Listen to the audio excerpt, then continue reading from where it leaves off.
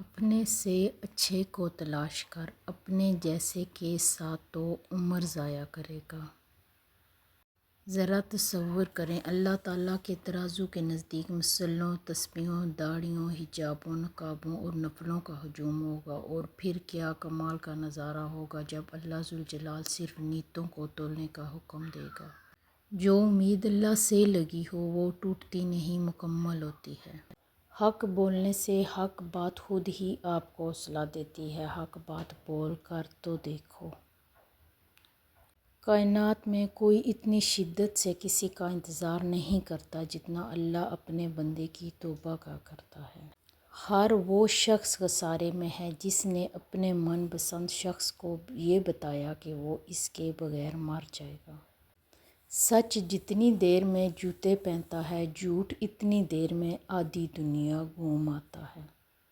کچھ لوگ آنسوؤں کی طرح ہوتے ہیں، پتہ ہی نہیں چلتا کہ ساتھ دے رہے ہیں کہ چھوڑ رہے ہیں۔ انسان پر ایسے دن بھی آتے ہیں جن میں محض سانس لینا بھی بہادری ہوتی ہے۔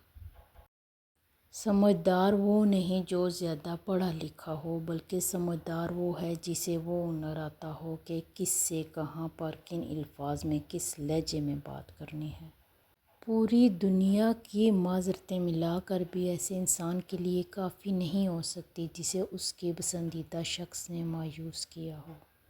کچھ لوگ اور کچھ واقعات انسان کو اتنا خاموش بنا دیتے ہیں کہ ضروری بات کرنے کو بھی دل نہیں کرتا۔ خدا کی راہ میں کوشش کرو اور کبھی پیچھے نہ ہٹو، کیونکہ خدا نے تم سے کوشش مانگی ہے، نتیجہ نہیں۔ اگر پسندیدہ عورت مرد کو ایک بات توڑ دے تو آگے مرد اپنے آپ کو خود ہی توڑتا رہتا ہے۔ عمروں کے مطابق جیا کرو۔ یہ جو تم جوانی میں بڑھاپا طاری کر کے پھرتے ہو، سوچو بڑھاپے میں کیا کرو گے۔ کاش کہ تم وہ ہوتے جو میں نے سوچا تھا، مگر تم تو وہ نکلے جو لوگوں نے بتایا تھا۔ بھوک بہت وزنی ہوتی ہے، اس کے نیچے علم، حکمت، عقل، فکر، دانائی، دانش سب دب کر مر جاتے ہیں۔ بزرگ گھر کی رونق بھی ہوتے ہیں اور برکت بھی۔ خاموشی بہترین ہتھیار ہے، خاص طور پر اس وقت جب لوگ آپ سے چیخنے کی توقع کریں۔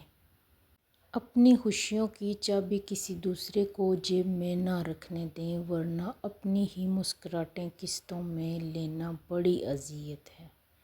وہ اونچائی کس کام کی جہاں سے اپنے ہی دکھائی نہ دیں۔